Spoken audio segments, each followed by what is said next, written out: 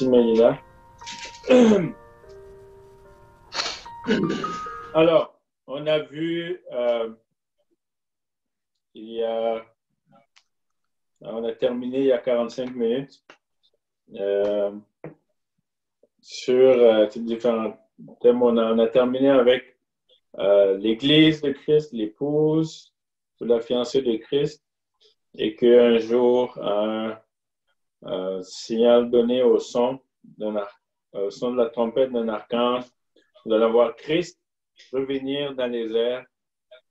Les morts en Christ vont ressusciter en premier, et nous qui serons encore en vie serons aussi transformés. Nous allons revêtir un corps incorruptible et nous allons monter tous ensemble dans les airs à sa rencontre pour être avec lui et nous allons participer au jugement des nations.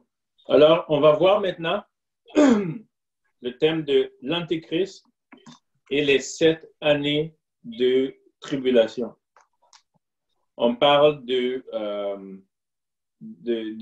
l'Antéchrist, puis plusieurs vont le lire dans le livre de 1 Jean, où 1 Jean dit que l'Antéchrist ou l'esprit de l'Antéchrist est déjà là. Oui, l'esprit, le système de l'Antéchrist est déjà en fonction, opère déjà sur la terre depuis des années, mais la personne physique même de l'Antéchrist va apparaître, va venir sur cette terre à un moment donné, et on va voir cela. Il y a des gens qui, dans l'époque de l'apôtre Paul, des faux docteurs qui se sont levés en disant que l'Antéchrist était déjà là, il tourmentait les gens, et Paul a dû écrire aux Thessaloniciens pour leur expliquer, pour leur dire comment les choses vont se passer. Et on va lire dans 2 Thessaloniciens, chapitre 2, à partir du verset 1. Donc, 2 Thessaloniciens 2, à partir du verset 1, ça dit comme ça.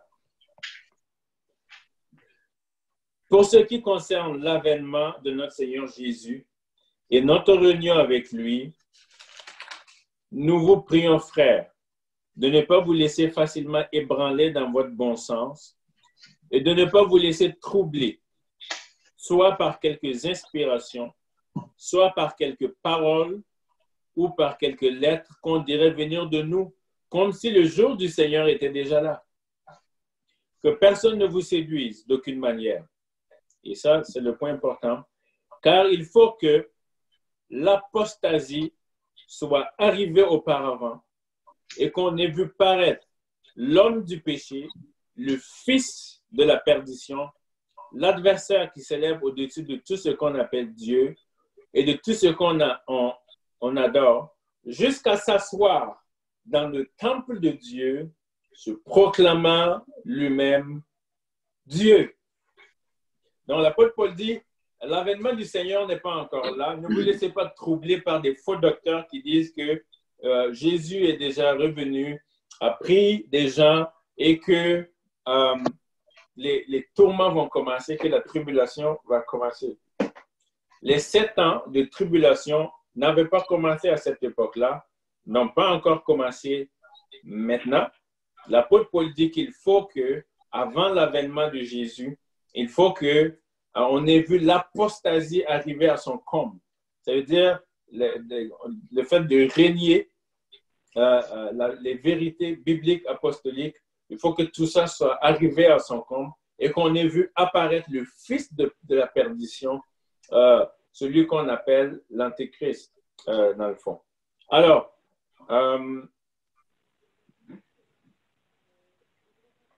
plusieurs pensent que, et c'est là qu'on va y aller, quand on a la période de la confirmation de l'Alliance et le premier jugement qui va s'abattre sur la terre, et c'est ce qu'on a dit ce matin, l'Église sera enlevée. Donc l'apôtre Paul dit, l'Église ne sera pas enlevée avant l'apparition de cet homme impie.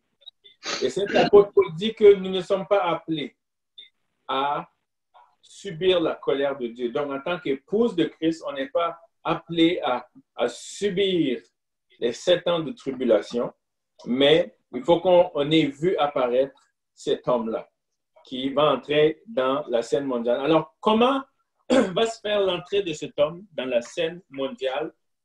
Parce que l'objectif de cet homme, c'est de créer un gouvernement mondial. Et cet homme-là va agir par l'autorité et la puissance de Satan. Et si vous lisez dans le livre de l'Apocalypse, vous allez voir qu'on parle de cet homme-là. On parle de 3 personnes. On parle du dragon, on parle de la première bête, on parle d'une seconde bête. Oui, Gino? J'ai une question. Oui. Par homme, est-ce qu'on entend un être humain? Est-ce que ça pourrait être une femme?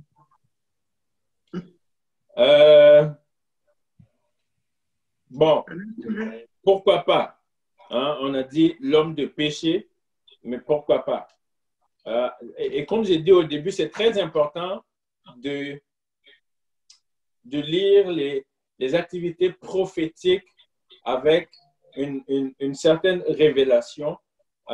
Les choses peuvent se passer un peu différemment de ce qu'on voit, parce que Dieu fait ce qu'il veut. Et il ne faut pas qu'on soit juste borné comme les pharisiens qui s'attendaient à ce que leur Messie soit un guerrier, un homme politique qui va défier les Romains, qui va détruire les Romains. Les pharisiens avaient ça, il n'y avait rien d'autre, à tel point que quand leur Messie est venu, ils l'ont juste pas reconnu parce qu'ils ne s'attendaient pas à un Messie qui vient comme l'agneau de Dieu.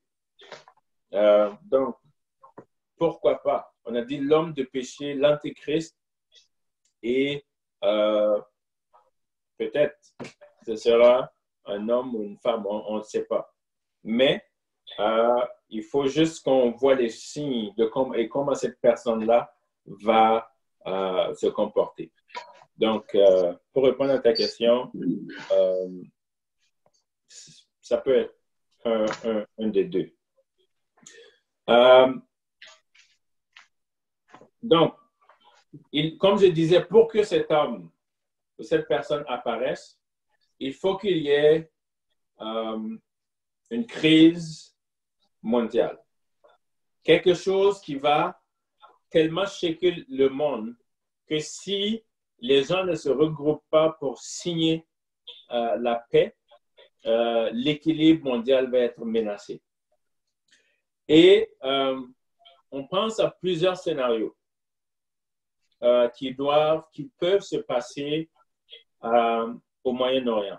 Spécialement, vous savez, si vous allez regarder la carte d'Israël, j'ai regardé ça, c'est un tout petit pays, pas plus grand que le New Jersey, avec 7 millions d'habitants. C'est un tout petit pays, là, entouré de grandes nations. Et c'est cette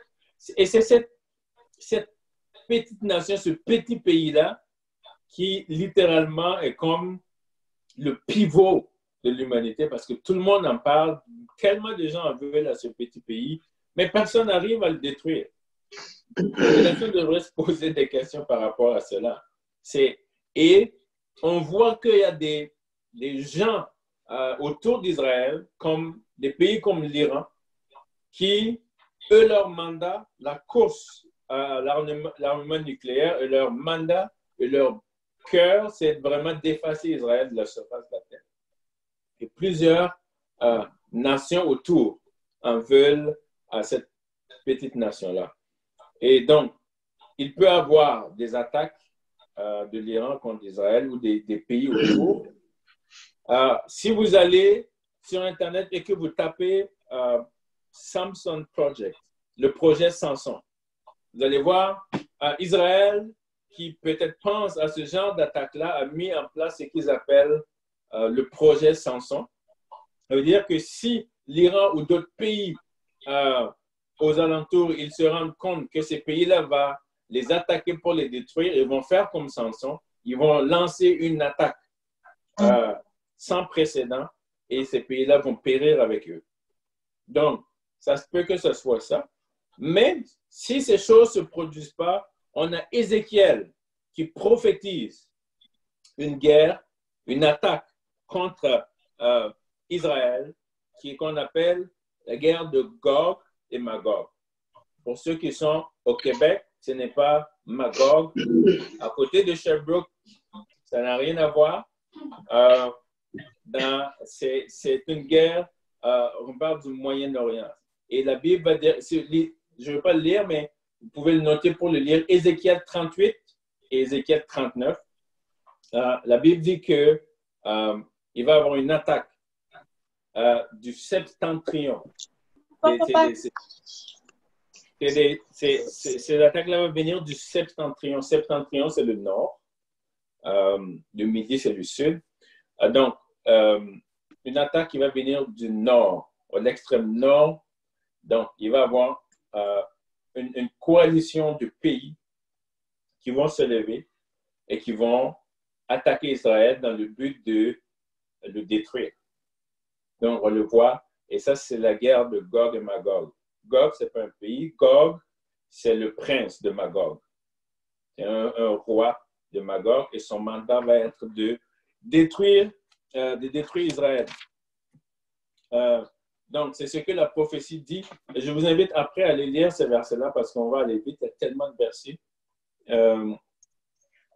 Et ça dit... Oui, Mélina?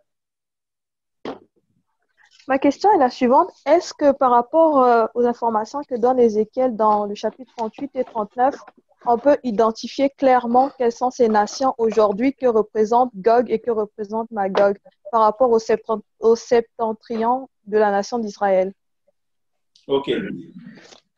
Je ne veux pas que on commence à oui, il y a des gens qui l'identifient. Le pays à l'extrême nord d'Israël, puis je ne veux pas qu'on focus sur ce pays-là et tout ça parce que je ne veux pas qu'on colle une étiquette à des gens d'un pays ou des choses comme ça, mais si on regarde la description, le pays à l'extrême nord, c'est la Russie. OK? Mais je ne veux pas qu'on se lance dans ce débat, mais ça pour être la Russie. OK? Donc,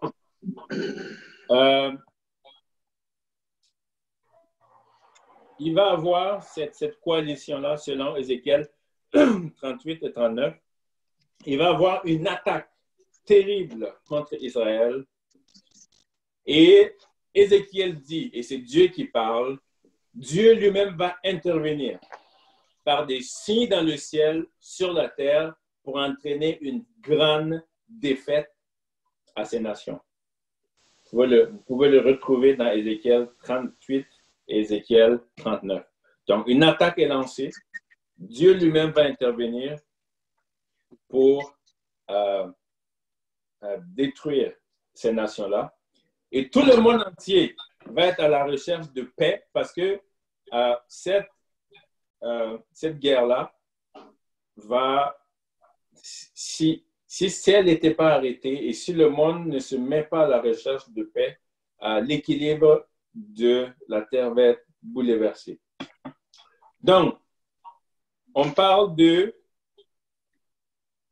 à la recherche de cette paix-là, 10 nations et qui représentent les 10 orteils de la statue qu'on a vue, vont se mettre ensemble ils vont créer une coalition pour chercher à établir cette paix-là.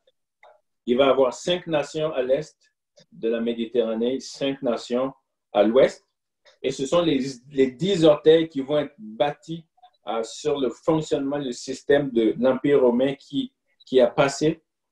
Et aussi, c'est ce qu'on voit dans Daniel 2, 31, et c'est ce qu'on voit dans Daniel 7 aussi, qui sont les 10 cornes du 4e animal. Et dès ces nations-là, il va y avoir une personne qui va émerger de là et qui va être celui qui va venir pour confirmer l'alliance. Donc, les gens, le monde entier va voir que c'est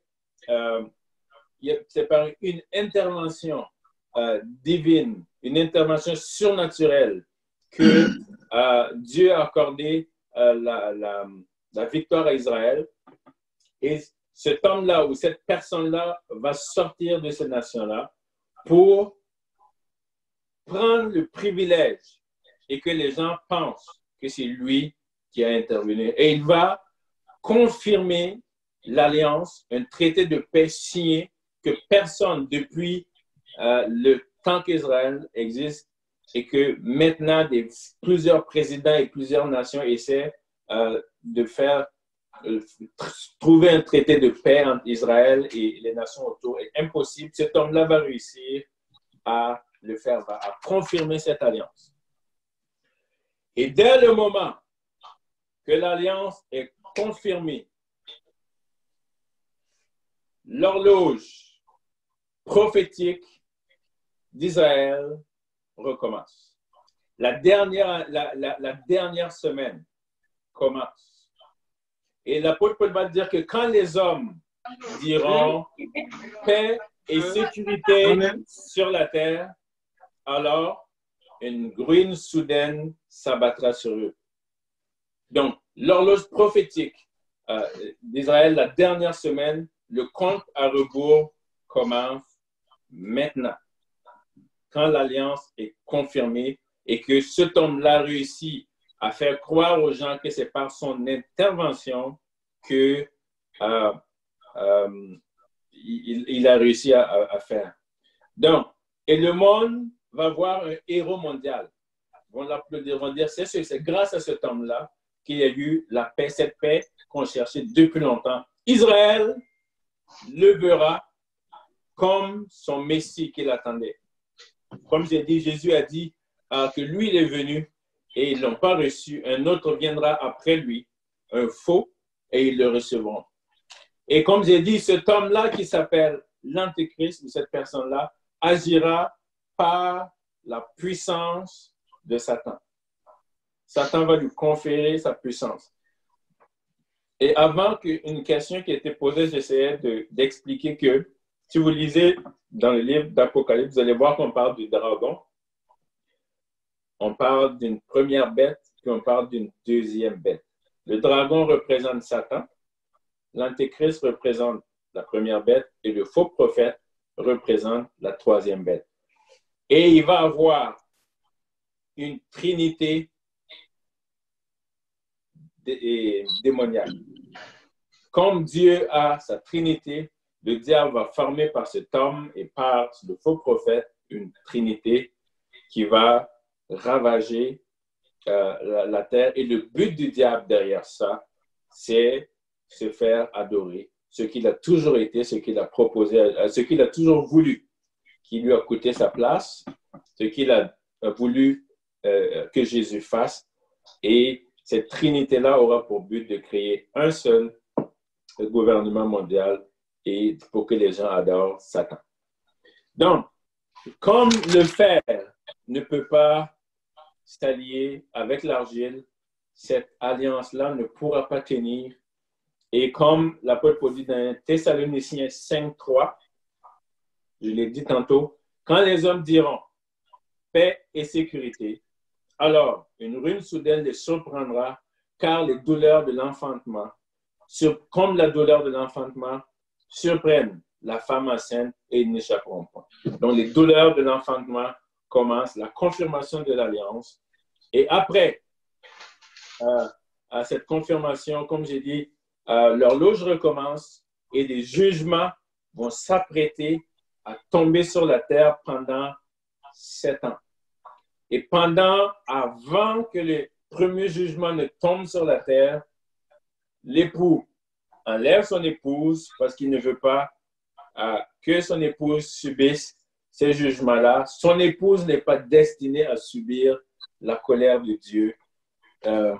Il va venir. Et avant cela, le premier jugement, on va voir l'excellent époux. On va voir l'étoile brillante du matin, le lion de la tribu de Juda.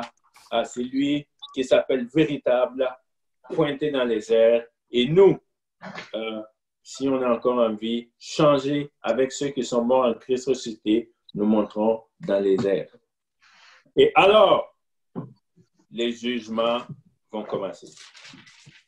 Puis cette partie-là, ce n'est pas facile. Donc, nous arrivons au chapitre 4 de l'Apocalypse et Jean commence en disant « Après cela ». Quand l'Église est enlevée, Jean dit maintenant « Après cela, je regardais et voici une porte était ouverte dans le ciel. La première voix que j'avais entendue comme le son d'une trompette et qui me parlait dit « Monte ici et je te ferai voir ce qui doit arriver par la suite. » Aussitôt, je fus ravi en esprit et voici, il y avait un trône dans le ciel et sur ce trône, quelqu'un était assis. Celui qui était assis avait l'aspect d'une pierre de jaspe et tout ça, on parle de Dieu. Et les jugements vont commencer.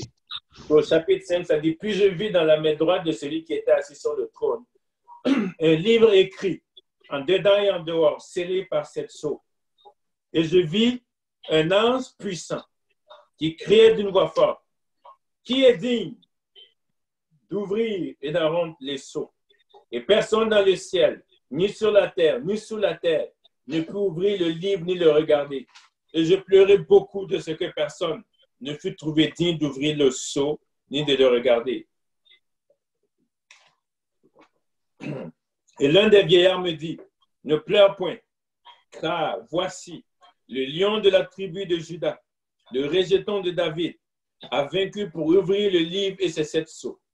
Et je vis au milieu du trône et des 4 êtres vivants et au milieu des vieillards, un agneau qui était là comme immolé. Il avait 7 cornes et 7 yeux, qui sont les 7 esprits de Dieu envoyés sur toute la terre. Il vint et il prit le livre de la main droite de celui qui était assis sur le trône. On aura compris que c'est Christ. Quand il eut pris le livre, les 4 êtres vivants et les 24 vieillards se prosternèrent devant l'agneau, tenant chacun une harpe et des coupes d'or remplies de parfums qui sont les prières des saints. Et ils chantaient un cantique nouveau en disant, « Tu es digne de prendre le livre et d'en ouvrir les sceaux, car tu as été immolé et tu as racheté pour Dieu par ton sang des hommes de toute tribu, de toute langue, de tout peuple et de toute nation. Tu as fait d'eux un royaume de sacrificateurs pour Dieu et ils règnent sur la terre. » Donc, personne ne pouvait ouvrir le sceau qui contenait la colère de Dieu qui allait être déversée sur la terre. Mais l'agneau, le rejeton de David est venu, a pris le livre et il a ouvert les sceaux. Et le chapitre 6 dit, « Je regardais quand l'agneau ouvrit un des 7 sceaux et j'entendis l'un des 4 êtres vivants qui disait comme d'une voix de tonnerre, « Viens !» Je regardais et voici, et c'est là que ça commence. Et voici parut un cheval blanc. Et celui qui le montait avait un arc, une couronne qui lui fait donner, il partit en vainqueur et pour vaincre. D'après vous, le cheval blanc et celui qui est assis, c'est qui? L'Antéchrist. Est-ce qu'il y a d'autres essais?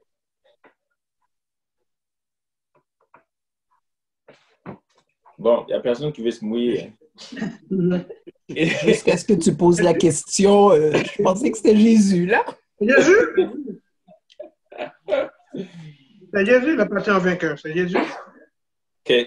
Vous savez, le diable est il imite Dieu. OK?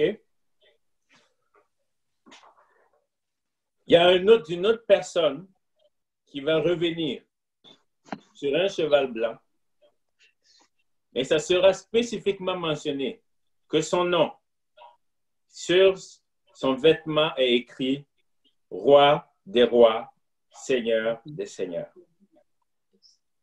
Et celui-là, c'est Christ. Mais cet homme-là, qui est assis sur un cheval blanc, n'est pas Christ, n'est pas le Messie, c'est l'Antéchrist. Mais le diable a toujours voulu imiter Dieu. Donc, sa personne, il lui fait monter sur un cheval blanc pour quand les jugements commencent. Et cet homme part à la conquête des nations parce que, n'oubliez pas, le but de cet homme, de l'Antéchrist, c'est de faire de tout le monde entier sa domination et d'établir le gouvernement mondial. Mais pendant les premiers 3 ans et demi, il ne pourra pas le faire. Et donc, il va à la conquête des nations. Et il partit en vainqueur pour les vaincre. Ça, c'est le premier son. On voit un cheval blanc. L'Antéchrist assis dessus. Il va à la conquête du monde pendant 3 ans et demi. Et son but, c'est d'établir un gouvernement mondial, une seule économie, une économie mondiale dans laquelle on ne peut acheter ni vendre si on n'a pas le signe de la bête qui est 666 et d'établir une seule religion mondiale qui va s'appeler la Babylone religieuse, qui est un mélange de tout ce qui est satanique et tout ça. Au chapitre 3, il y a un second animal, un second cheval. Et dans ce cas-là, c'est un cheval roux. Et la Bible dit que la paix sera enlevée de la terre et les hommes s'égorgeront les uns les autres. Vous ne voulez pas vivre dans cette époque-là. Aujourd'hui, la paix n'est pas encore enlevée, mais on a des millions et des millions de personnes qui vivent sans la paix de Dieu. Et ce deuxième sceau-là, quand il va être ouvert, et le cheval roux, avec celui qui est assis dessus, y aller, la paix sera enlevée de la terre et les hommes s'égorgeront les uns les autres. Donc, ça c'est le deuxième sceau. Le troisième sceau, quand il s'ouvre, on voit un cheval noir. On dit, celui qui le montait tenait une balance dans sa main et j'entendis au milieu des 4 êtres vivants une voix qui disait, une mesure de blé pour un denier et 3 mesures d'orge pour un denier, mais ne faites point de mal à l'huile et au vin. Il y aura une famine mondiale sans précédent.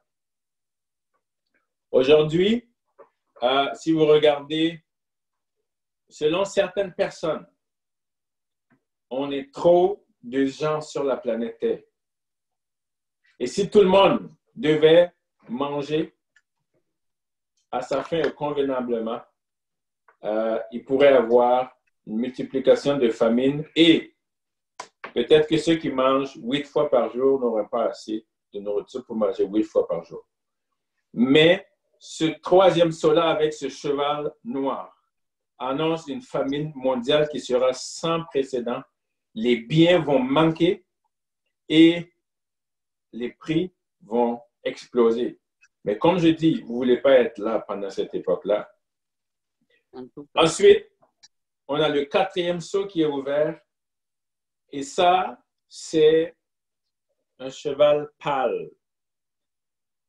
Et le but de la personne qui est assise dessus est on dit, celui qui montait sur le cheval s'appelle la mort et le séjour de mort l'accompagnait. Le pouvoir leur fut donné sur le quart de la terre pour faire périr les hommes par l'épée, la famine, la mortalité, les bêtes sauvages. Quand le cheval pâle est relâché, la mort vient avec lui et un quart de la planète va être tué par l'épée, la famine, les bêtes sauvages. Et vous ne voulez pas être là, à cette époque-là. Maintenant, le 5e sceau est ouvert. Valérie, Oui,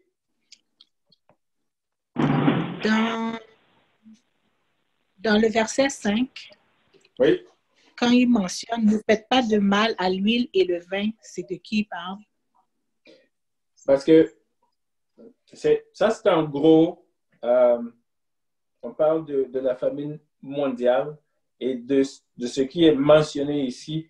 Ça peut être des symboles qui marquent que il y a tellement de choses qui vont manquer, qui n'auront pas, mais ces choses-là seront disponibles. L'huile et le vin, ça peut être, comme je dis, des symboles de certaines choses qui ne vont pas manquer, mais il va y avoir une famine mondiale à l'échelle planétaire et les prix ne seront pas abordables. Oui, Oriane. Oui, en fait, j'ai juste pas compris le cheval pâle, il représente quoi exactement? Le cheval pâle, celui qui est assis sur le cheval pâle s'appelle la mort et le séjour des morts. Et son objectif, c'est d'entraîner la mort de 1/4, 25% de la population qui serait là à cette époque-là, par l'épée, la famine et les bêtes sauvages qui vont détruire les gens en ce moment-là. Merci. Après ça, on voit qu'il y a le 5e sceau qui est ouvert et la Bible dit que ce sont les âmes de ceux qui avaient été immolés à cause de la parole de Dieu, à cause du témoignage qu'ils avaient rendu. Donc, quand ce sceau-là est ouvert, on voit que, et ça nous parle des martyrs, des gens qui vont être tués pendant cette période de tribulation à cause de la foi, leur foi. Comme on a dit plus tôt, plusieurs de ceux qui seront restés vont réaliser l'absolue stupidité de ce qu'ils ont fait. Même les vierges folles dont on parle vont se réveiller et puis dire on a besoin, on a joué avec nos vies, on est resté là et on a besoin de passer cette tribulation-là en s'accrochant à Dieu. Et plusieurs vont être décapités, plusieurs vont être tués et c'est leur âme qui crie pendant cette période-là. Donc, quand le 6e sceau est ouvert, on voit des tremblements de terre, des étoiles qui tombent et des secousses physiques tellement terribles que les hommes vont demander dans l'Apocalypse 6 aux montagnes de tomber sur eux.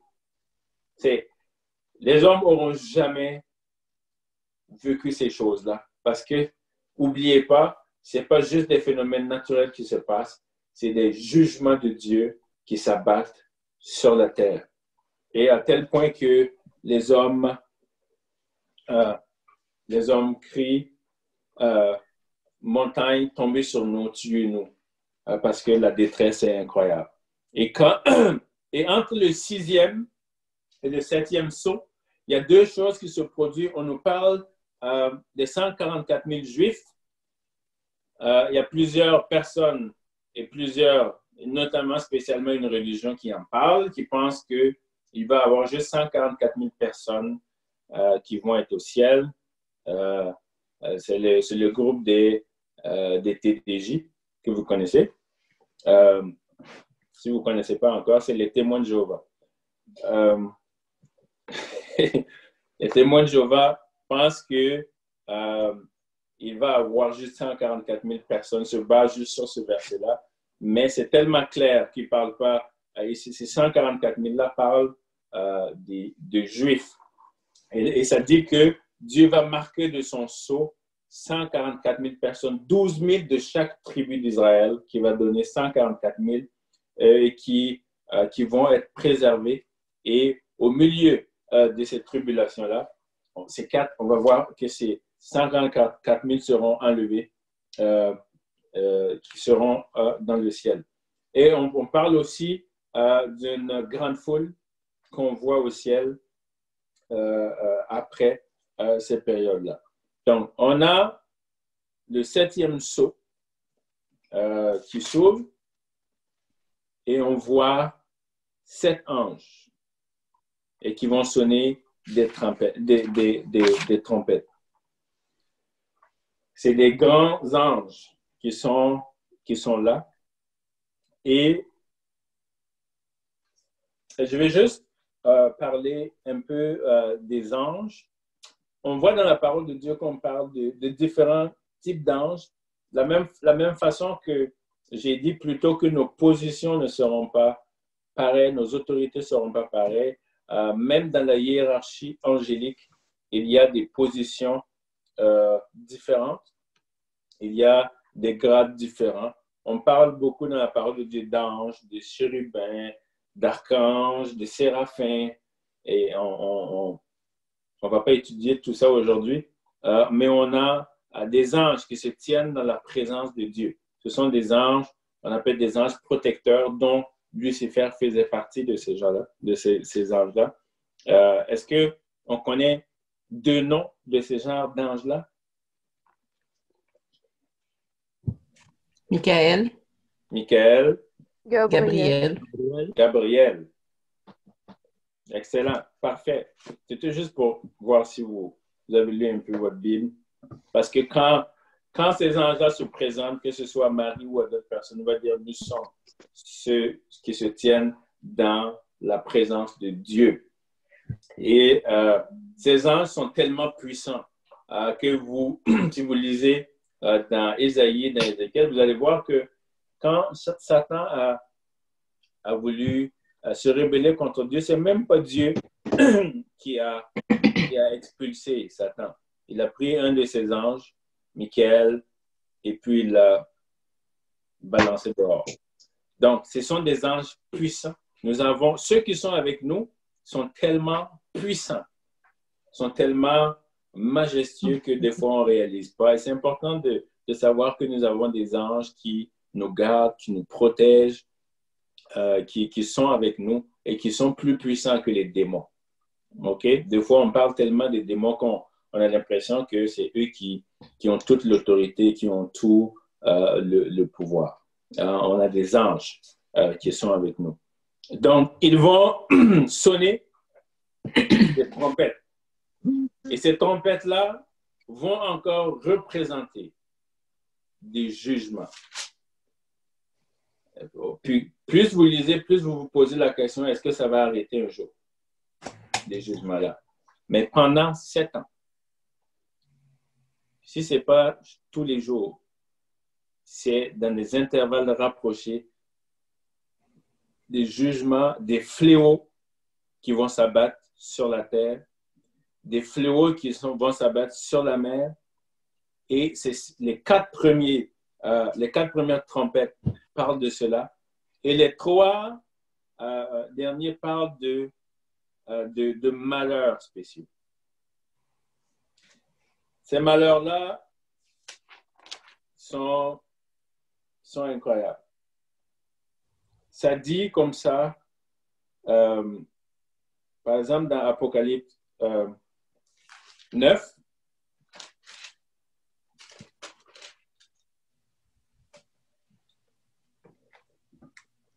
à partir de 13, ça dit « Le 6e ange sonna de la trompette, et j'entendis une voix venant des 4 cornes de l'autel d'or qui est devant Dieu, et disant au 6e ange qui avait la trompette, délie les 4 anges qui sont liés sur le grand fleuve de Pâques. Et quand les 4 anges qui étaient prêts pour l'heure, le jour, le mois et l'année furent déliés afin que tuassent le tiers des hommes. Le nombre des cavaliers de l'armée était 2 myriades, 2 myriades.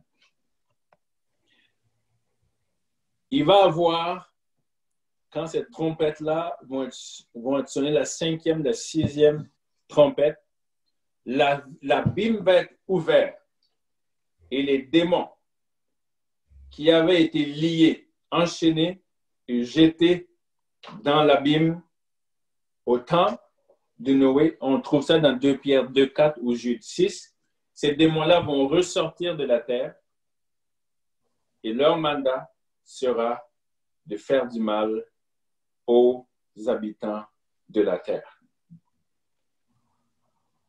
Et ça sera inimaginable. Des démons sur la terre, et leur but, c'est de faire du mal. Si on pense aujourd'hui qu'il y a des démons qui agissent, on n'a encore rien vu de ça, parce qu'encore aujourd'hui, même s'il y a des démons qui agissent ou qui se manifestent, nous avons l'Église qui a la puissance du Saint-Esprit. Ils savent que nous avons revêtu Christ et nous avons autorité sur leur vie.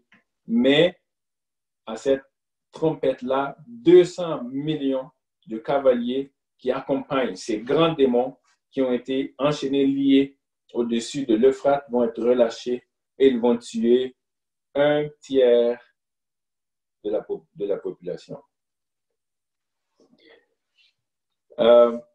Puis,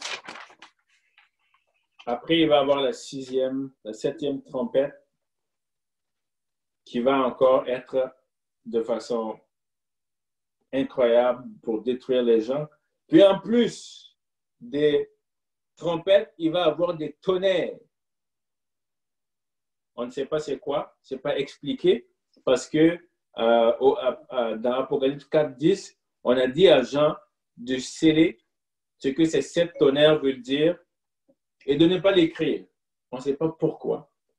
Si vous lisez Apocalypse 10:4, on a parlé de trompettes, on a parlé de fléaux de chevaux, on parle de 7 tonnerres, mais spécifiquement ici, on a dit à Jean, tu ne parles pas de ça, tu ne l'écris pas, il parle de 7 tonnerres. Et après ça, on donne un petit livre à Jean. Ça, c'est le chapitre 10. Puis, on lui demande de mesurer le temple. Donc, si on demande de mesurer le temple, ça veut dire qu'il va y avoir un 3e temple qui a existé. Le premier temple a été détruit par Nebuchadnezzar. Et c'est là qu'on écrit Daniel et tout ça. Le 2e temple a été détruit en l'an 70 après Jésus-Christ par la prophétie de Jésus que ça allait arriver. Et il va y avoir la construction d'un 3e temple. Il faut qu'il y ait un 3e temple parce que c'est l'endroit où l'Antéchrist va aller s'asseoir dans le lieu très saint de ce temple-là pour se proclamer lui-même Dieu. Et on demande à Jean de mesurer ce temple-là. OK. Parfait. Donc, on parle aussi dans le chapitre 11 de 2 témoins. 2 témoins qui vont être envoyés sur la terre pour proclamer l'évangile éternel de Dieu. Et ça dit comme ça, Apocalypse 11, à partir du verset 10, ça dit, mais le parvis extérieur du temple, laisse-le en dehors et ne le mesure pas, car il a été donné aux nations. Et ils fouleront au pied la ville sainte. Pendant 42 mois, je donnerai à mes témoins le pouvoir de prophétiser, revêtus de sacs pendant 1260 jours. Est-ce que quelqu'un peut calculer 1260 jours divisé par 360, qui est le nombre de jours bibliques? Nous comptons notre nombre de jours en fonction du calendrier lunaire, mais dans la Bible, c'est 360 jours par année. Donc, 1260 jours, c'est combien d'années? C'est 3,5. Parfait. 3 ans et demi. N'est-ce pas? Donc, Daniel a prophétisé qu'il y aura un temps, des temps, un demi-temps. Daniel a prophétisé qu'il y aura 42 semaines. Et on parle de ces 42 semaines, c'est 42 mois aussi ici qui sont mentionnés. Si vous divisez aussi 42 mois par 12, vous allez retrouver 3,5. Et c'est 3 ans et demi. Dans les 3 ans et demi, c'est là que l'Antéchrist va prendre le contrôle du monde. pour 3 ans et demi. Et ça va être des moments terribles. Ça va être des moments, oui, des moments de jugement, mais des moments de contrôle où les gens ne sauront plus où mettre la tête. Donc, les témoins vont être envoyés. Ils seront tués par l'Antéchrist, exposés pendant 3 jours et demi. Et après 3 jours et demi, un esprit de vie va entrer en eux. Ils vont ressusciter. Certains pensent que ces deux témoins sont Enoch et Élie, mais moi, je laisserai ça plus tard. Je ne serai même plus là pour les voir, ces témoins. Je serai au ciel. Donc, je ne donnerai pas de nom particulier par rapport à ça. Donc, après ça, on voit un signe quand la 7e trompette sonne, parce que j'avais dit entre la 6e et la 7e, une série de choses, mais quand la 7e trompette va sonner, il va y avoir une série de malheurs. Il va y avoir comment on appelle ça? Le chapitre 12, ça parle d'un grand signe parut dans le ciel, une femme enveloppée du soleil et de la lune, sur ses pieds une couronne de 12 étoiles, elle était enceinte, elle criait. Il paraît un autre signe encore dans le ciel, et voici, c'est un dragon, un grand dragon rouge ayant 7 têtes et 10 cornes, et sur cette tête, 7 diadèmes. On voit encore les 10 cornes, et sa queue entraîna un tiers des étoiles et les jeta dans la mer. Et lui, on parle du dragon ancien, du grand dragon, le serpent ancien appelé le diable et Satan qui séduisit toute la terre. Donc, après 3 ans et demi, l'Antéchrist aurait réussi à soumettre tout le monde sous son contrôle. Il va se révéler. Et dans Apocalypse 13 parle de la bête qui monte de la mer avec ses 10 cornes et ses 7 têtes et ses diadèmes. Et sur ses têtes, des noms de blasphème. Et Apocalypse 13, il lui fut donné une bouche qui proférait des paroles arrogantes et des blasphèmes. Il lui fut donné le pouvoir d'agir pendant 42 mois. On revoit encore ces 42 mois qui sont 3 années et demie. Donc, il prend le contrôle du monde. Et il y a la trinité satanique, démoniaque qui est créée. Satan, qui est le dragon, la bête, l'antéchrist, et une autre bête qu'on voit surgir qui forme cette trinité-là. Et il a 7 têtes. Hein, et on parle encore de toutes ces nations qu'on a citées plus tôt. Là, on parle de 7. Toutes ces nations qui ont gouverné le monde, qui étaient l'Égypte, la Syrie, Babylone, Médo-Perse, Grec, Rome et les États-nations dont on a parlé au début.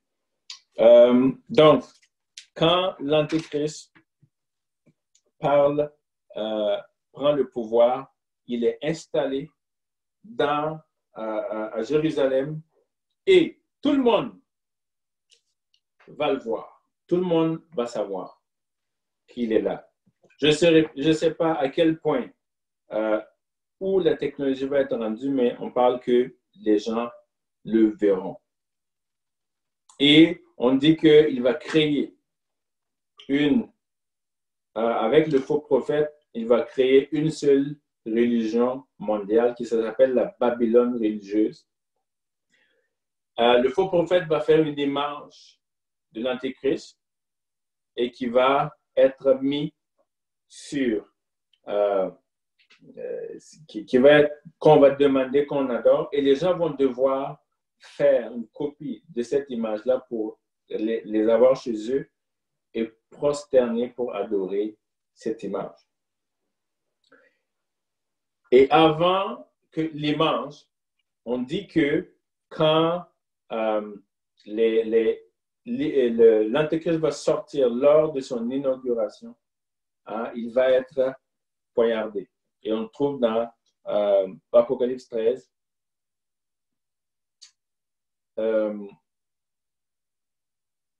Apocalypse 13 à partir du verset 13, à partir du verset 14. Et elle séduisait les habitants de la terre par des prodiges qui lui étaient donnés d'opérer en présence de la bête, disant aux habitants de la terre de faire une image de la bête qui avait la blessure de l'épée et qui vivait. Dans l'Antéchrist va être poignardé, il va avoir une blessure mortelle. Littéralement, il va mourir et par des signes miraculeux, démoniaques, il va revenir à la vie. Et ça va être le comble pour tout le monde quand il va revenir à la vie par des choses sataniques. Le faux prophète va pouvoir dire, c'est votre Messie. Voilà, il est revenu à la vie. Vous devez l'adorer. Et les gens vont commencer à l'adorer et une copie de son image va être donnée pour être adorée. Là, je ne vais pas parler des 3 anges parce que l'heure est déjà avancée. Je peux parler des 7 autres fléaux. Je vous dis, relisez-les. Ceux qui ne l'ont pas lu, relisez toute la poésie. Ces parties-là sont vraiment tristes. OK? Mais si on arrive au chapitre 17 et 18, on nous parle spécialement d'une femme qui est assise sur une bête. On parle bien sûr, nous sommes l'épouse de Christ, mais on parle de l'épouse de l'Antichrist qui est là, la femme sur la bête, et elle va par le faux prophète entraîner la Babylone religieuse, va entraîner la Babylone politique et commerciale. On voit le chapitre 17, le chapitre 18, le chapitre 17, c'est la Babylone religieuse. Et ils vont séduire toute la terre. Maintenant, les 3 ans et demi sont en train d'arriver à leur terme. Le deuxième 3 ans et demi. Parce que c'est là que l'Antéchrist, il prend le contrôle de moi. Les 3 ans et demi sont en train de tirer à leur terme. Des milliers de personnes sont tuées. Tous ceux qui ne voudront pas se prosterner pour adorer cette image seront décapités, seront tués de toutes sortes de façons, détruits par l'Antéchrist et le faux prophète. Il fera des signes extraordinaires par la puissance de Satan. Et vers la fin de ces 3 ans et demi, il va avoir une coalition de plusieurs milliers de cavaliers de pays pour aller détruire littéralement Jérusalem et Israël. Et les gens vont savoir qu'en allant pour détruire cette nation-là, ils vont se dire qu'on est en train de combattre aussi Christ. Et c'est en ce moment-là, la bataille qu'on appelle la bataille d'Armageddon, qui va se faire sur le mont des Oliviers. Et pendant qu'ils sont là, prêts à combattre, nous allons revenir avec le Seigneur, avec des milliers et des milliers de cavaliers. Le Seigneur Jésus va revenir. Il ne revient pas en ce moment-là comme l'agneau immolé, l'agneau de Dieu. Il revient comme le roi des rois, le Seigneur des seigneurs. Il viendra poser son pied sur le mont des Oliviers qui se fendra en deux. Il va avoir une grande vallée qui va être là. Cette vallée-là, on l'appelle la vallée de Josaphat. Et c'est dans cette vallée qu'il va avoir le tribunal de Christ, les jugements des nations, les festins de noces de l'agneau et le couronnement. Et c'est là qu'on voit dans ce chapitre-là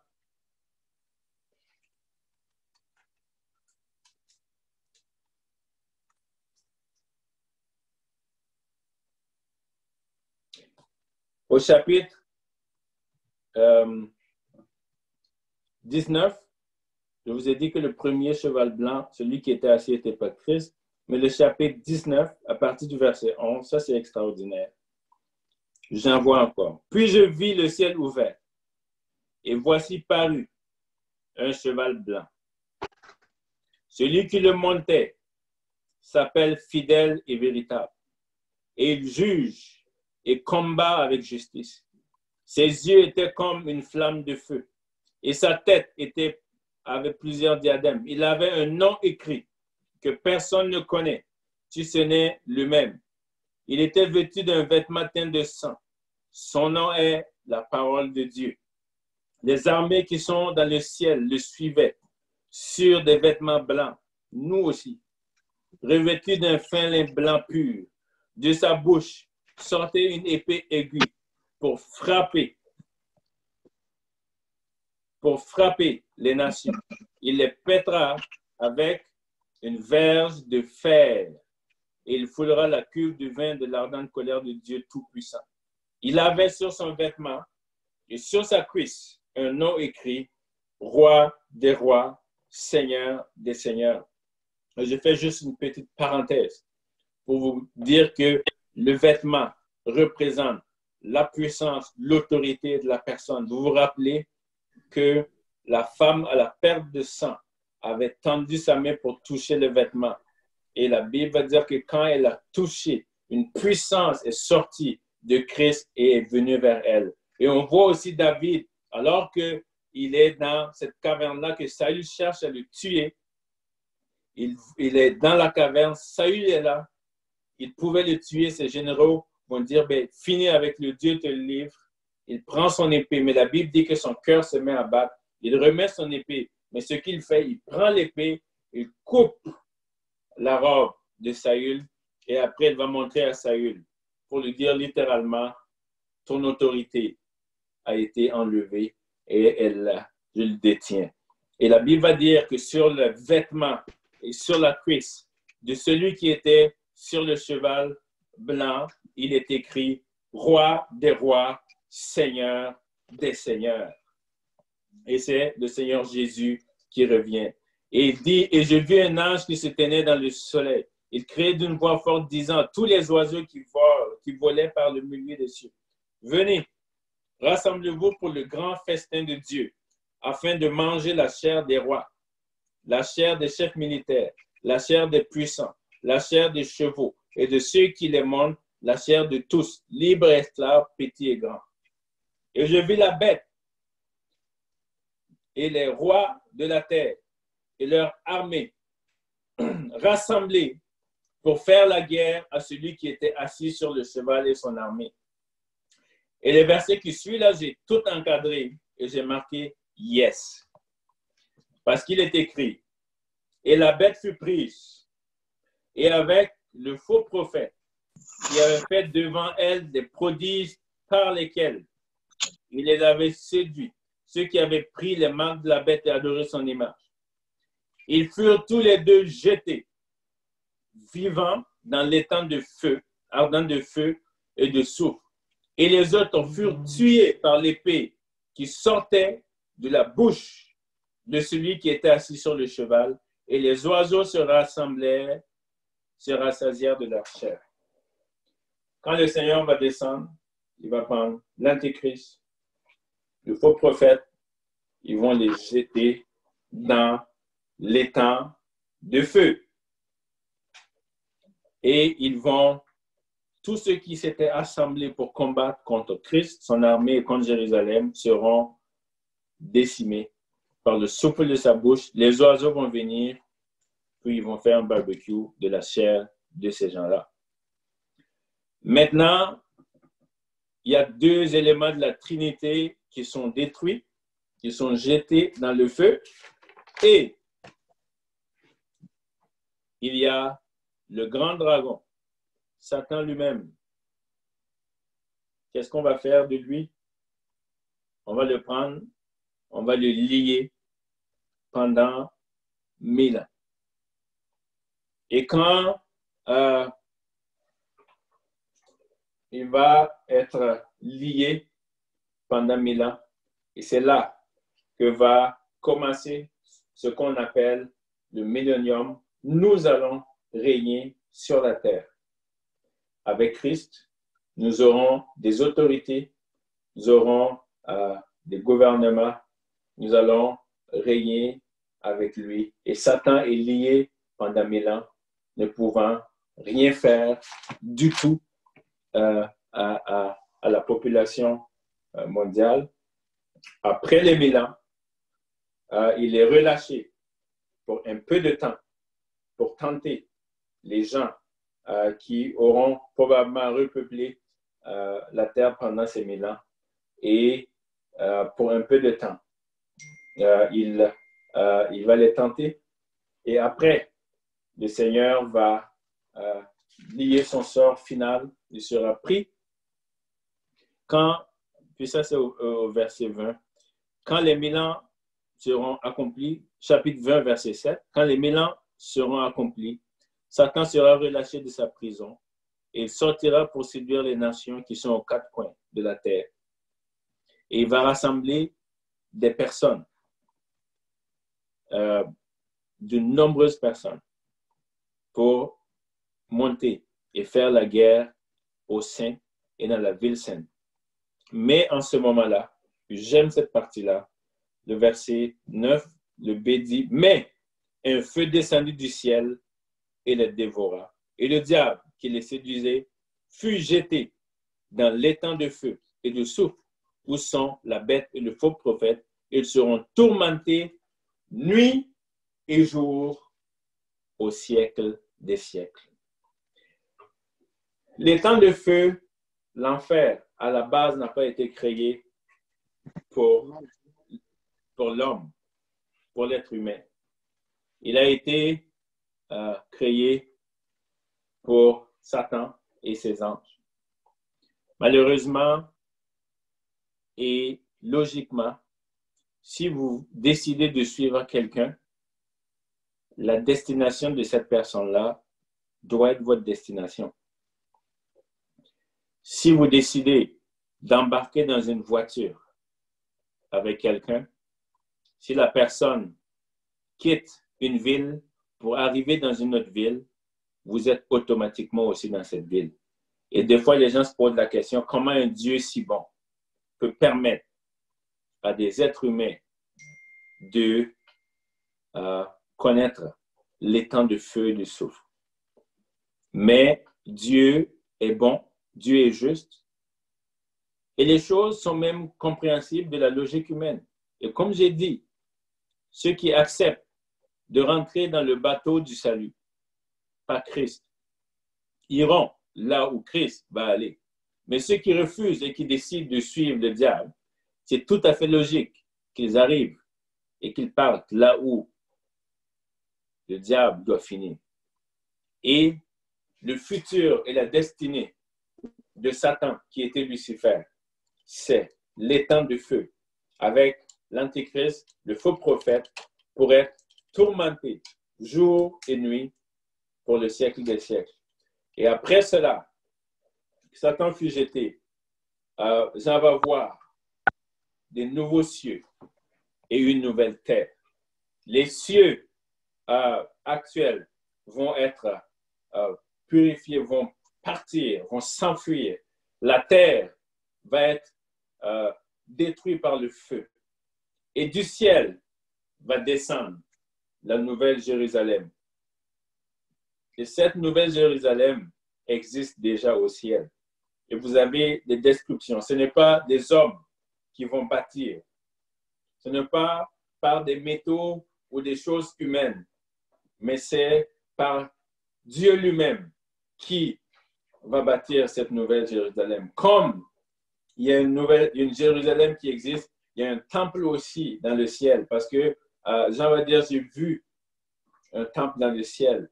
Et Dieu va dire à Moïse, prends soin de faire selon le modèle que tu as vu sur la montagne. Moïse a vu cette vision du ciel avec un temple et qui va, comment on appelle ça, et qui a construit l'Arche de l'Alliance selon cela.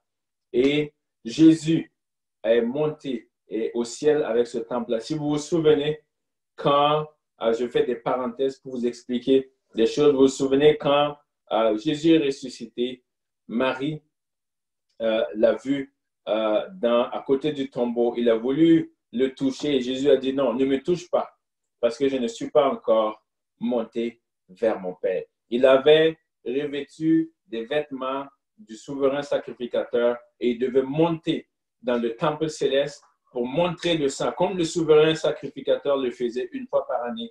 Il allait avec le sang des boucs et des taureaux. Il rentrait dans le lieu très saint pour présenter ce sang-là sur le propitiatoire. Et Dieu était favorable à ce peuple. Et Jésus était habillé, puis des fois, j'ai fait la question en disant, mais Jésus a reçu ce vêtement-là où? Parce qu'il a été mis au tombeau quasiment nu, mais les anges sont revenus, ceux qui ont roulé le tombeau avec le vêtement du souverain sacrificateur, l'ont enfilé sur Jésus. Et avant que le souverain sacrificateur ne rentre dans le lieu très saint, personne ne pouvait le toucher. Et Jésus a dit à Marie, ne me touche pas encore parce que je ne suis pas encore monté vers mon Père. Et Jésus est monté vers le Père. Il est allé dans le temple céleste, entré dans le lieu saint et il a montré son propre sang. Ce n'était plus le sang des boucs et des taureaux, c'était son propre sang qui a été montré et a été un propice pour l'humanité. Le salut de l'humanité était possible. Il est revenu quelques jours après et en ce moment-là, on pouvait le toucher. Il a dit à Thomas, viens toucher ici parce qu'il avait accompli son action. Et ce même Jésus-là qui est monté comme souverain sacrificateur remettra le pied sur la terre comme roi des rois, seigneur des seigneurs pour établir son règne pendant 1000 ans. Après 1000 ans, saisir Satan et tous ceux qui l'ont rejeté vont passer dans les temps de feu. Et c'est là qu'on le voit dans les versets que tous les morts vont être ressuscités et vont passer devant le grand trône blanc. Et ce grand trône blanc-là ne sera pas un jugement de récompense, mais c'est malheureusement un jugement pour que les gens soient amenés et suivent Satan dans les temps de feu et de soufre. Et nous ne voulons pas nous rendre là-bas. Nous ne voulons pas nous rendre dans cette période de tribulation. Nous voulons être cette épouse fidèle. Nous voulons être cette épouse pure. Nous voulons être cette épouse qui s'est préparée, qui attend son Messie pour être avec lui pour l'éternité. Alors, je vais arrêter là pour prendre les questions parce qu'on a promis terminer à 15 heures et je n'ai pas passé tous les versets. Et si vous voyez, depuis le chapitre 3 de l'Apocalypse, on ne parle plus de l'Église jusqu'au chapitre 22. Parce que l'Église ne sera plus là, l'Église sera enlevée. Et nos cœurs crient, et l'épouse crie, ils disent, viens. L'esprit et l'épouse crient ensemble et disent, viens, ne tarde pas. Et c'est le moment pour nous qui sommes là de travailler à notre salut, oui, mais aussi de travailler pour que le maximum de personnes puissent venir à la connaissance de Jésus et que les gens de nos familles, nos frères et sœurs, nos proches puissent venir à Jésus parce que nous voulons passer l'éternité avec eux. On ne veut pas connaître des gens et réaliser après qu'ils sont dans les temps de feu. Et la plus grande difficulté de ça, c'est ils ne mourront pas. Ils vont être tourmentés jour et nuit pour l'éternité. Et là, je ne veux pas faire une étude par rapport à l'enfer, mais les gens vont toujours se souvenir Leur mémoire ne sera pas effacée. Ils vont se souvenir. Et quelqu'un a dit que le plus grand tourment pour les gens qui vont se perdre va être la croix. Parce qu'ils auraient dit, c'est tellement simple. J'aurais pu. Et malheureusement, ce ne sera pas le cas. Donc, nous avons des choses à gagner.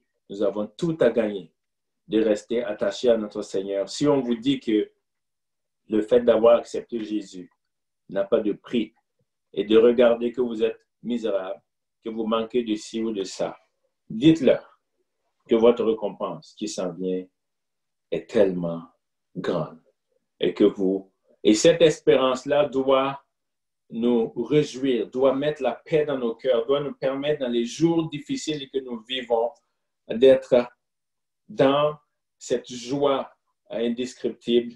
Le coronavirus est tellement rien comparé à ce qui s'en vient.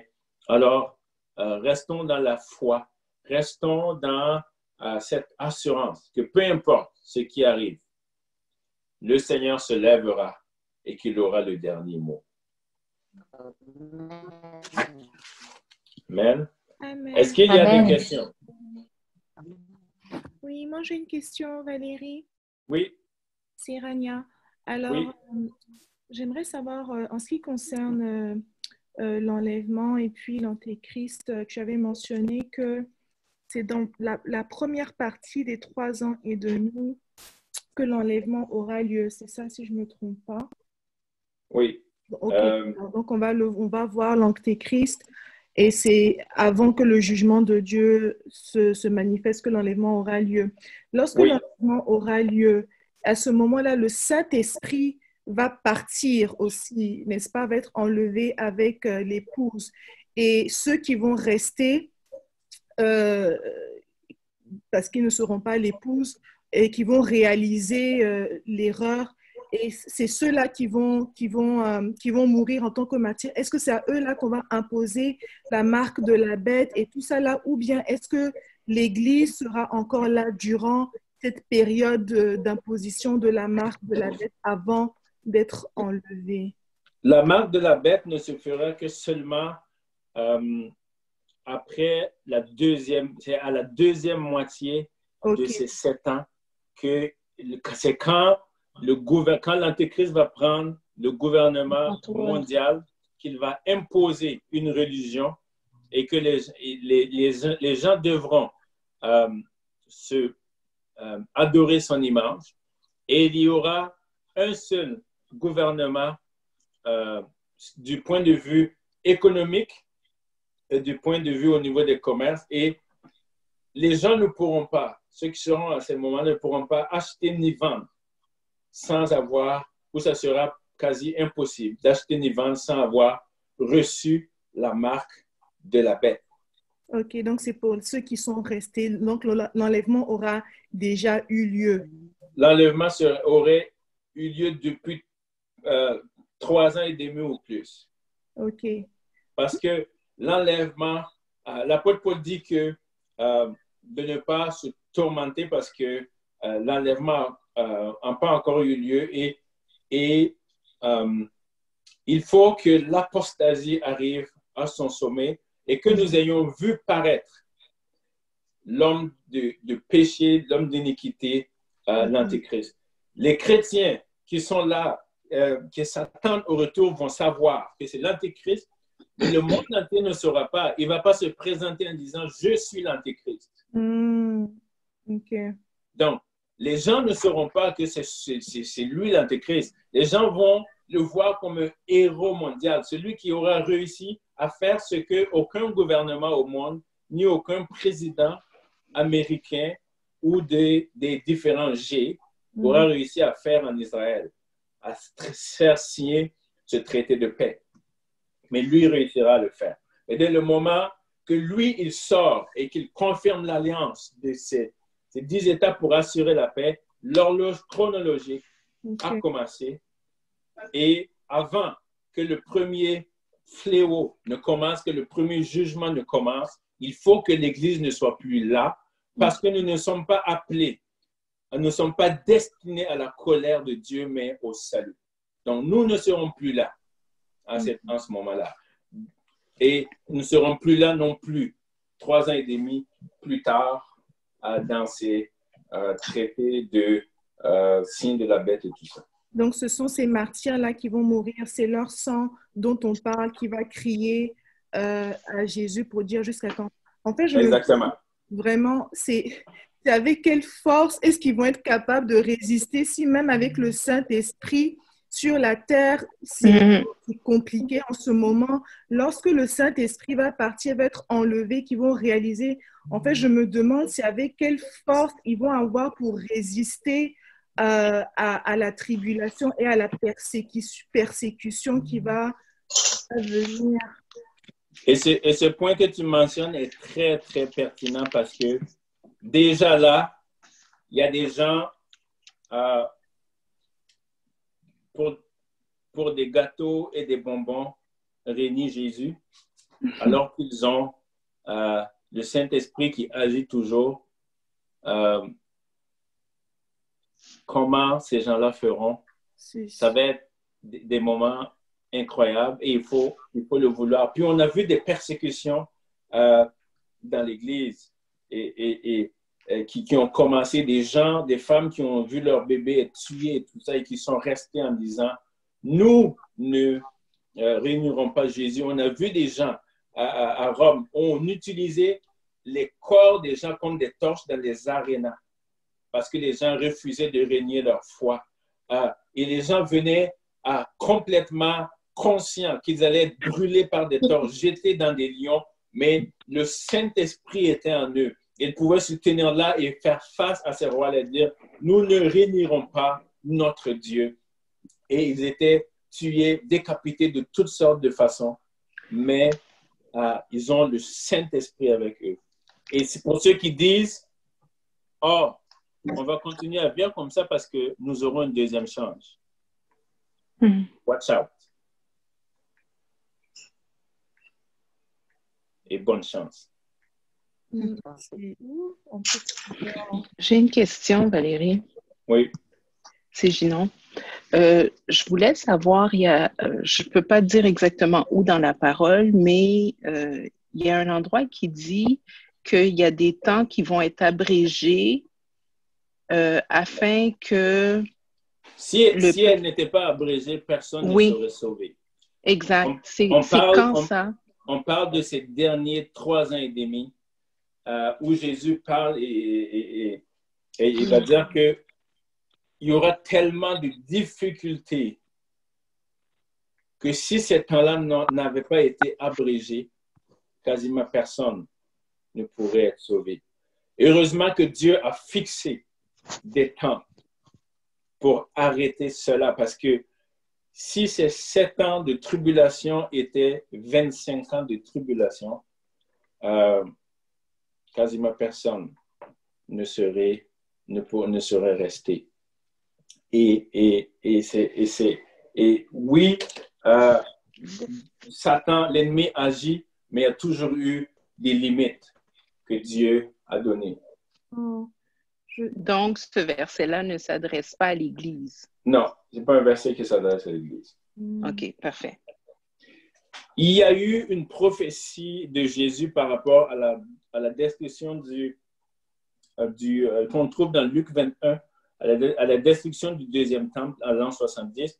Jésus prophétisait, puis il dit, quand vous allez voir les armées entourer Jérusalem, que celui qui lise fasse attention, que ceux qui sont là fuient en Judée, parce que ça va être des moments terribles.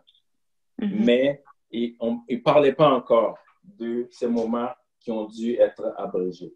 Ça ne concerne pas l'Église. Puis ça, c'est Luc 21, combien? Luc 21.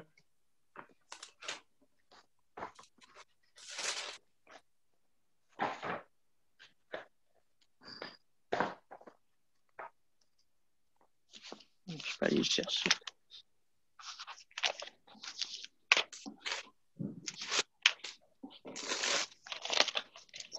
Luc 21, 20, ça dit, Ok. lorsque vous verrez Jérusalem investie par des armées, sachez alors que sa désolation est proche. Alors, ceux qui seront en Judée, alors que ceux qui seront en Judée fuient dans les montagnes, que ceux qui seront au milieu de Jérusalem en sortent, et ceux qui seront dans les champs n'entrent pas dans la ville. Et ceux qui ont pris ces paroles de Jésus au sérieux quand l'armée romaine est venue pour investir Jérusalem, ils ont eu leur vie sauve parce qu'ils ont fui dans les montagnes. Ils sont sortis de Jérusalem. Autre question? Oui, j'avais une question, Valérie. Oui, c'est Je ne ça. sais pas si j'ai bien compris de mon côté, mais avec tous les détails que nous donne l'horloge prophétique, enfin, ça nous donne quand même beaucoup d'informations sur le moment où l'Église sera enlevée, en fait. Je ne sais pas si de mon côté j'ai bien compris, parce que Oui. quand on prend en compte que l'alliance va être déclarée, ça va nous laisser, donc l'horloge prophétique à partir de ce moment-là va être établie, donc ça nous laisserait genre 7 ans, 3 ans et demi pour l'enlèvement de l'Église, c'est ça? On dit que l'enlèvement de l'Église va être fait entre la confirmation de l'Alliance et le premier fléau. On sait que c'est dans les premiers 3 ans et demi et au début. Maintenant, on ne sait pas ni le jour, ni l'heure, ni la date. Et quelqu'un qui dirait, ben moi je veux vivre ma vie et je vais attendre au moment où l'homme de l'iniquité a apparu pour donner ma vie au Seigneur. Il y a une parabole qui dit qu'il y a un gars qui avait amassé, il a mis dans ses greniers, puis il a dit à son âme, rejette-toi, repose-toi. Puis le mot qui suit, ça dit insensé, tu ne sais même pas que cette nuit, ton âme te sera redemandée. Donc, nous ne serons pas et nous ne savons pas le jour ni l'heure, mais nous pouvons, au travers de la parole de Dieu, savoir les moments dans lesquels on se trouve. Et comme les gens au temps de Jésus, les mages et les bergers ont su, parce qu'il y avait une prophétie qui disait qu'il va avoir une étoile qui va apparaître dans le ciel de son étoile. Et ils ont suivi cette étoile. C'est pour ça que c'est important d'avoir cette intelligence, ce discernement-là, d'avoir que le Saint-Esprit nous dirige pour ne pas manquer, parce que ça peut être très vite. OK? Autre question? Il faut que tu unmutes ton micro. C'est bon. En fait, je veux resituer encore le départ de l'Église avant les 7 ans de tribulation. Au risque d'assembler, d'avoir peur, là, mais pas peur, mais juste comprendre, parce qu'au début, tu dis, dans le fond, je me demandais, l'Église telle qu'on la connaît présentement, en théorie, on ne devrait pas voir le traité de paix signé. Pourquoi? On va le voir. Parce qu'à ce moment-là, ça va commencer le 7 ans de tribulation, non? Oui. Donc, théoriquement, on ne devrait plus être là. Il va y avoir un petit espace de temps entre la confirmation et les jugements, le premier jugement. On ne sait pas combien de temps. Je ne veux pas donner des jours ou des chiffres parce qu'on ne le saura pas. J'ai des choses dans ma tête que je ne dirai pas, mais on ne peut pas savoir le jour et l'heure, mais ça peut se faire très, très vite après la confirmation et l'enlèvement. il y a des gens qui disent qu'il faut que ça soit enlevé, on soit enlevé avant. On ne sache même pas c'est qui cette personne-là, mais on se réfère beaucoup au texte de l'apôtre Paul qui parle aux Thessaloniciens à ce sujet-là. Mais ça peut être très vite entre le moment où l'alliance est confirmée et de toutes les façons, ce que Dieu nous a promis, c'est que nous ne subirons pas la colère de Dieu. Et les 7 ans de tribulation sont des 7 ans où la colère de Dieu va être déversée sur les nations. Et nous ne subirons pas ça. Nous serons même avec Christ pour ce jugement des nations-là. Mais on n'a pas à avoir peur parce que nous n'allons pas rentrer dans cette colère-là. Et Valérie, même si on va pas vivre la tribulation, etc., je pense quand même que l'Église va vivre des persécutions terribles avant même qu'il y ait l'établissement de l'Antéchrist, etc. Donc, oui, c'est vrai qu'on ne va pas vivre la tribulation en tant que telle, la marque de la bête, mais avant l'enlèvement même et tout ça, avant que ces choses ne se fassent, je pense qu'il y aura quand même une persécution vraiment terrible au niveau mondial vis-à-vis de l'Église. Et tu as raison, Rania, et il y a déjà des persécutions terribles. Il y a des gens, au moment où on se parle, qui sont en train de perdre leur vie à cause de leur foi en Jésus et à son évangile. Et les choses vont s'empirer d'ici là. Les choses vont aller de mal en pire. Et je pensais juste simplement, et je disais, le coronavirus est un point, une petite chose, ou je dirais même peut-être des essais pour voir comment le monde se comporte. Plus de la moitié de la planète a obéi à des directives à cause d'un virus qu'on ne voit pas à l'œil nu.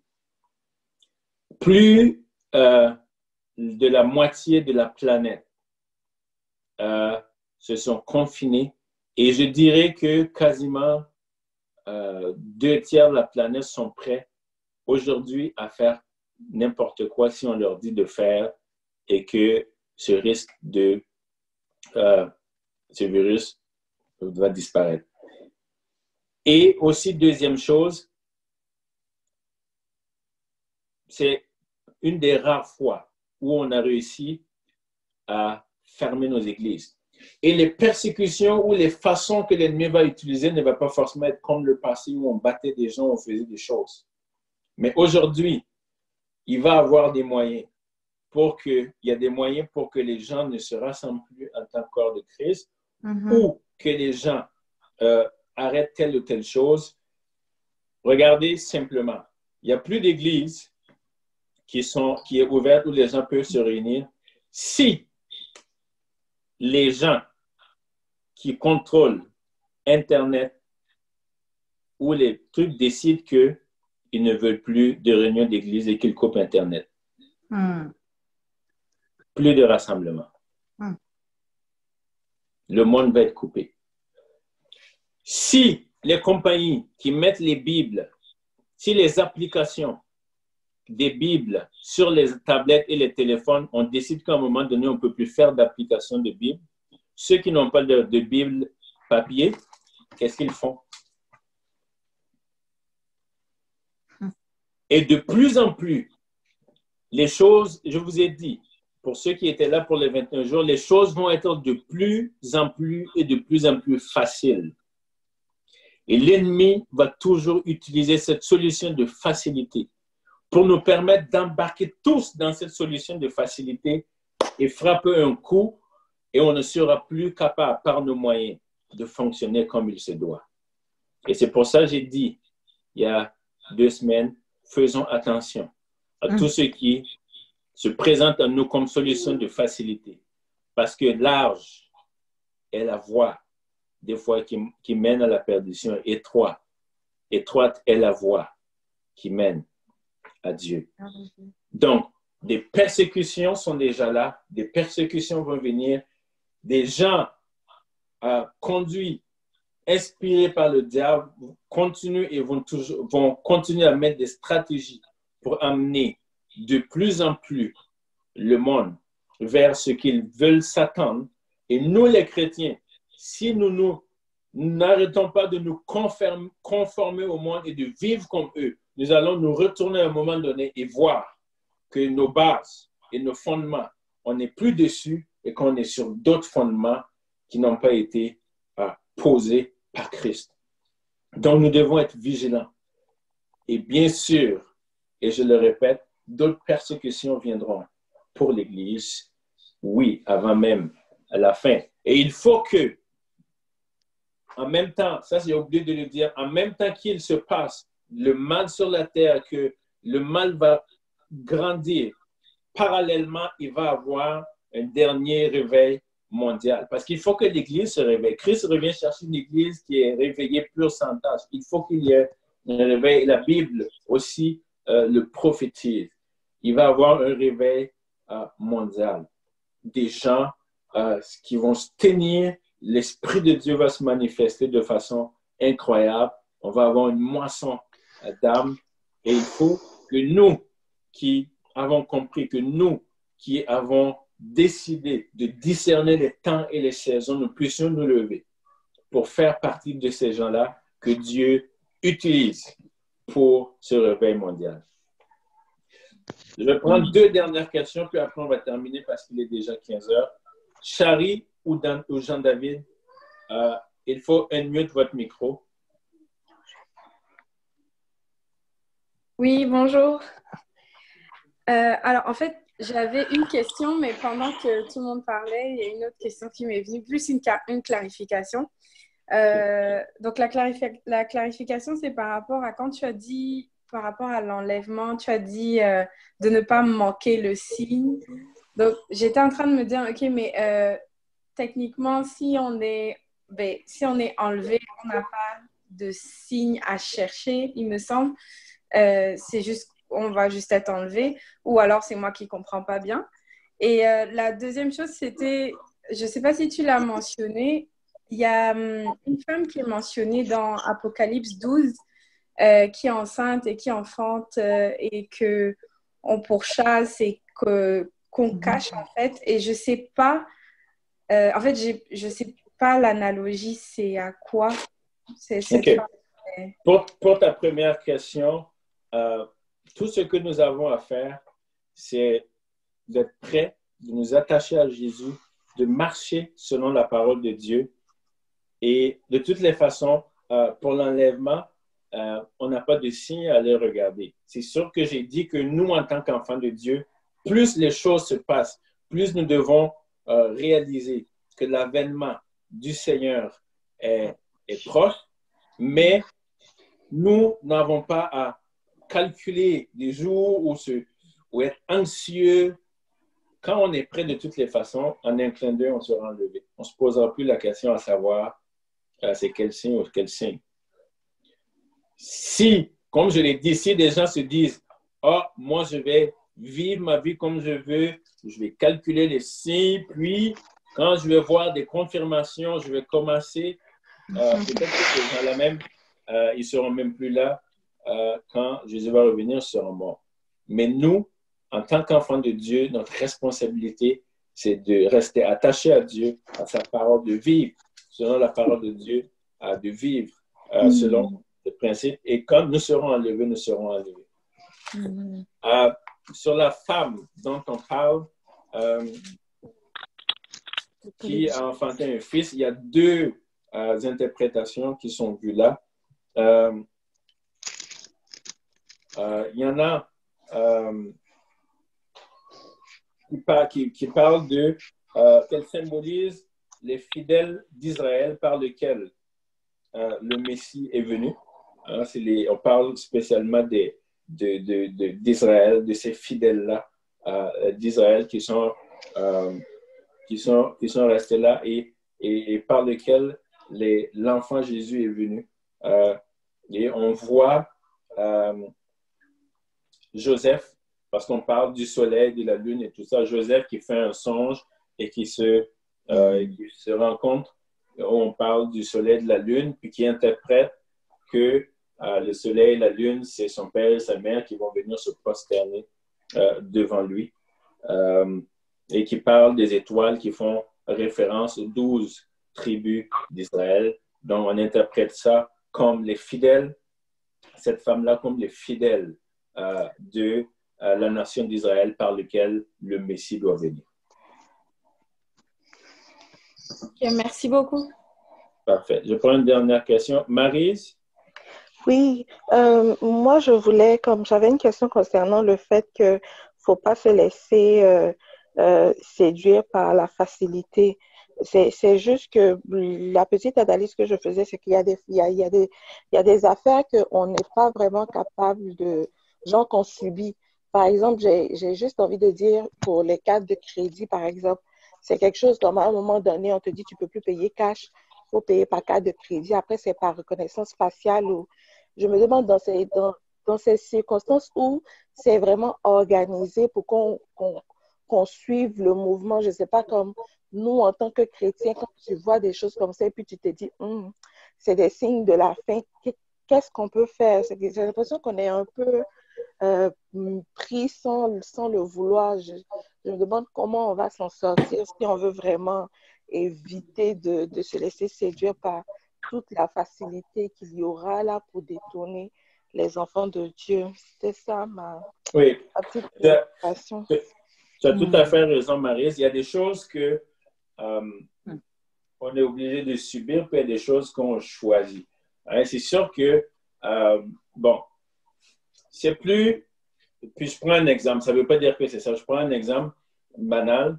Il y a des choses qu'on choisit. Mon téléphone là, je peux choisir de présenter ma face dessus, puis elle s'ouvre facilement. Ou je peux taper mon NIP à 8 chiffres qui est long, et à chaque fois que je le tape, je le trouve long. Et je me pose la question, mais bon, puis je ne suis pas en train de dire que c'est ça qui est pas du tout. Je prends juste un exemple simple comme ça. Il y a des choses qu'on a à choisir.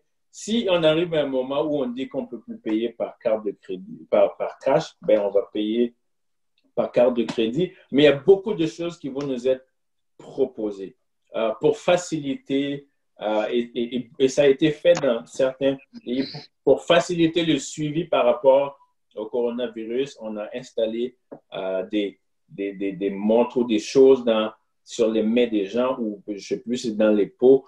Ça va permettre de capter la température du corps, et le gouvernement va pouvoir vous suivre pour savoir est-ce que telle personne qui a le corona se déplace dans telle région. Et j'ai même écouté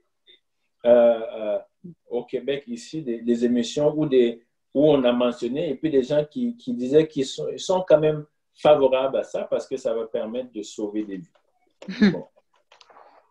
Écoutez, il y a des choses qui vont nous être proposées, qu'on a le choix, puis il faudra analyser. Et je ne dis pas qu'il faut refuser toute l'avancée technologique en disant que c'est du diable.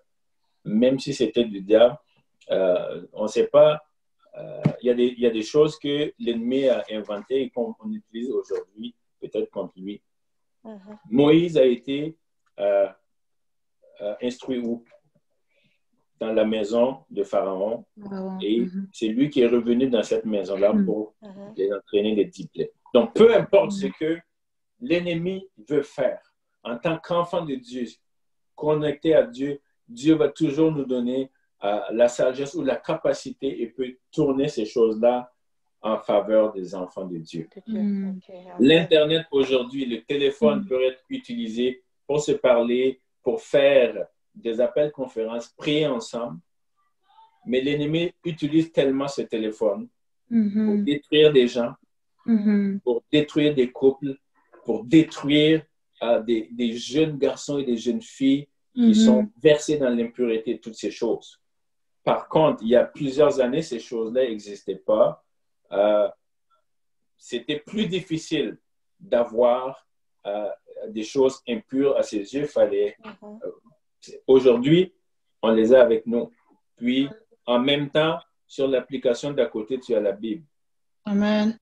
Donc, il faut qu'on fasse attention, il faut qu'on use de sagesse dans tout ce qui nous est proposé comme facilité.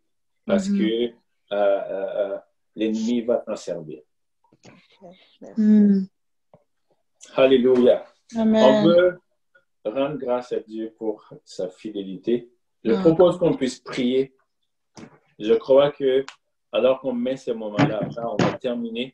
Je vais remercier tous ceux qui ont pu se connecter. Il y a des gens comme Laura, Alice, Siam et tout ça, dont il est 21h parce qu'ils sont en Europe ou des gens au Burkina, un peu partout, en Côte d'Ivoire, où il est peut-être 20h, des gens au Niger.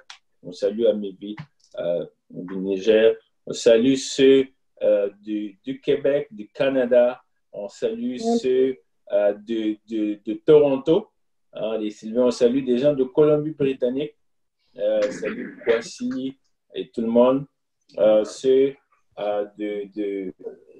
de Montréal, de la rive sud, de la rive nord. Je vous encourage à aller au sud parce qu'il fait froid au nord. Il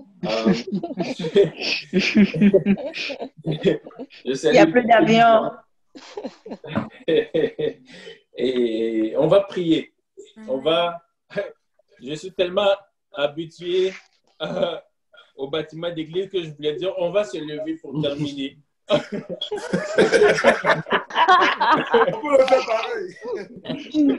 Mais on peut se lever aussi. Hein? On va se dégourdir les jambes, on va se lever pour terminer. On est debout. Puis on veut bénir le Seigneur pour sa fidélité. On va essayer de vous envoyer la vidéo. On va essayer de couper certaines parties pour pouvoir le mettre sur YouTube. Merci beaucoup pour vos questions et tout ça. S'il y a encore des questions, n'hésitez pas à me contacter. Je ne suis pas sûr de vous répondre les prochaines minutes après ça parce que je suis KO. J'ai besoin de dormir un peu. Mais on va prier. Je crois que le Saint-Esprit nous parle, le Saint-Esprit nous conduit dans ce temps-là. Puis je veux vraiment croire que nous allons être une somme de ceux que Dieu va utiliser dans ces derniers temps pour ce grand réveil, de ceux que Dieu va utiliser pour que des âmes soient sauvées, de ceux que Dieu va utiliser pour que des cœurs soient touchés, pour que l'œuvre de Dieu puisse avancer et que l'œuvre de l'ennemi puisse reculer dans le nom de Jésus. Commençons à élever la voix et invoquons la présence du Saint-Esprit partout où nous sommes. Saint-Esprit de venir et de nous fortifier, de nous encourager, de lever nos mains. Parce que tu es dans la lecture de ta parole, il y a tellement de choses aujourd'hui. Et invitons le Saint-Esprit dans la première place. Mais tu veux que l'on vive, on ne peut pas vivre. Nous avons la connaissance de ta parole. Cette esprit par toi. Seigneur. Nous proclamons, Seigneur. Nous te croyons. Merci, Jésus. Seigneur, merci. Jésus. Entendre ce que tu avais à nous dire et nous les apporter. Nous bénissons ton nom alors qu'on a pris ce temps ta parole. Que toi seul, tu nous vois, tu m'interviendras en nous. Parce que tu as dit que l'ennemi vient pour voler, papa, qui ne vient pas voler tout ce que nous avons entendu. Que nous puissions au nom de Jésus pour les Nazareth. Moi, lorsque nous avons entendu, que nous soyons conscients des choses qui se passent. À ton avènement, que quand comme cette époque, que nous puissions porter du fruit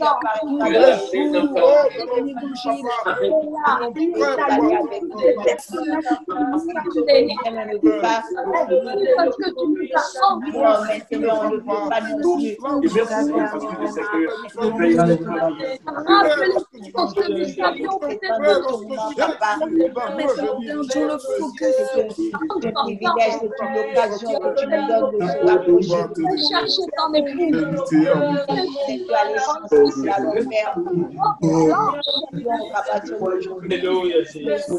ton maître éternel au pied de la croix. Alléluia, alléluia. Merci pour ce temps. Parole qui nous est aujourd'hui.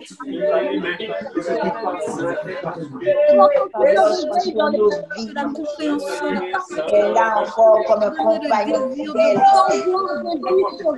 marche avec nous. Chaque jour, éternel, les oreilles guidées pour s'entendre parler, mettre de ta parole en application. Et nous par la main, marche à nos côtés pendant les ne laisse pas passer ce temps d'être parole que l'on soit éternel dans le canal par lequel tu passes, éternel, je dois paix, de joie, le guérison,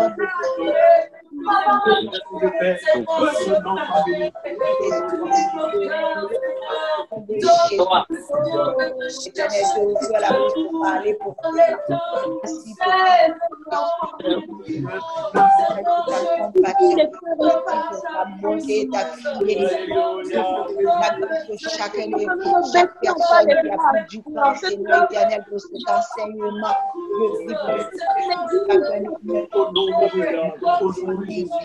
sert davantage de se mettre à part pour entendre ta voix et pour apporter ta petite tâche qui a besoin.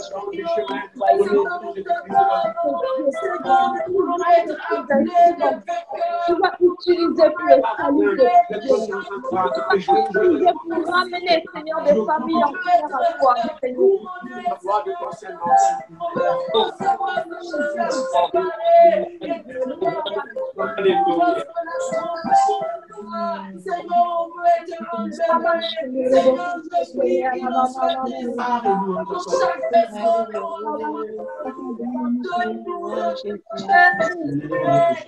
Yahweh, c'est le bon Saint-Esprit.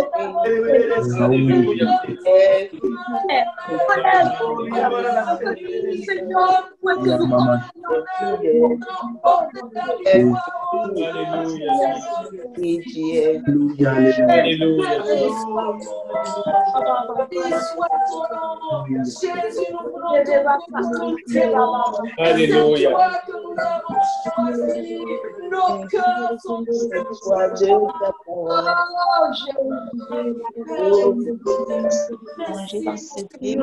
Alléluia, Jésus. Merci, Papa. Alléluia, alléluia, alléluia, alléluia.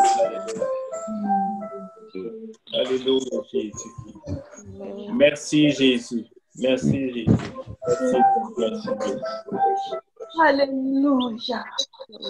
Merci, Jésus. Alléluia. Nous arrivons à la fin de ce moment.